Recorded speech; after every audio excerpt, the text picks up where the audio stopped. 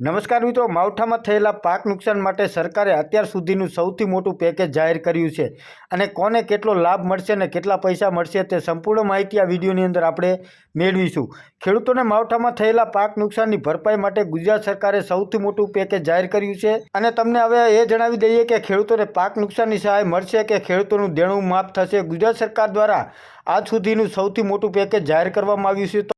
તો આ વિડીયોમાં અંત સુધી બન્યા રહેજો એટલે સંપૂર્ણ માહિતી મળી જાય। કેવી જાહેરાત સરકાર દ્વારા કરવામાં આવી છે એ સંપૂર્ણ માહિતી આ વિડીયોની અંદર આપણે મેળવીશું।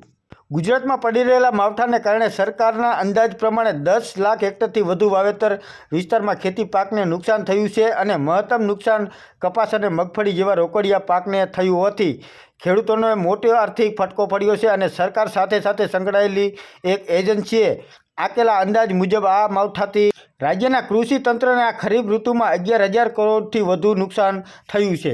ગુજરાત સરકારે કરેલી જાહેરાત પ્રમાણે 33% વધુ નુકસાન હશે તો જ વળતર મળશે। શનિવારની બેઠક દરમિયાન સરકારે નક્કી કર્યું છે કે SDRFના નિયમ અનુસાર ખેડૂતોને નુકસાનની ચૂકવવામાં આવશે। તે અનુસાર 33%થી વધુનું નુકસાન થયું હશે તેવા જ ખેડૂતોને સહાય મળશે। નિયમ અનુસાર 2 હેક્ટરની મર્યાદામાં ખેડૂતોને પાક અનુસાર પ્રતિ હેક્ટર 8,500થી 11,000 રૂપિયાનું વળતર મળશે। આ વળતરની રકમ સર્વેના આધારે નક્કી કરવામાં આવશે। ગુજરાત સરકારની જ સંસ્થાએ ખેતીમાં નુકસાનને લઈને ઓનલાઈન સર્વે શરૂ કર્યો હતો, પરંતુ આ સર્વે ખેતીના નુકસાનની ડિટેલ મોબાઈલ એપ્લિકેશન મારફતે ઉમેરીને તેનો આંકડો કાઢવાનો હતો, પરંતુ ગુજરાતમાં ઠેર ઠેર આ અંગે વિરોધ થતાં સરકારે તાત્કાલિક એજન્સીને ઓનલાઈન સર્વે રદ કરવાની ના પાડી હતી અને હવે ડિજિટલ ગુજરાતમાં ખેતી નુકસાન સર્વે હવે ડિજિટલ રીતે થશે।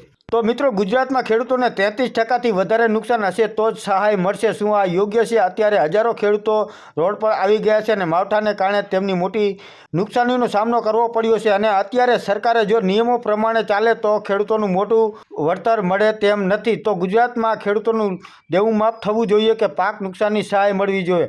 જો તમે ખેડૂત છો અને આ સહાયથી તમે સંતુષ્ટ નથી તો શું ગુજરાતમાં ખેડૂતોનું દેવું માફ થવું જોઈએ? સહમત હોય તો વધુમાં વધુ આ વિડીયો શેર કરો અને તમામ ખેડૂત મિત્રો સુધી પહોંચાડો અને ખેડૂત લગતી તમામ માહિતી માટે આ YouTube ચેનલને સબસ્ક્રાઇબ કરીને વિડીયોને વધુમાં વધુ શેર કરો।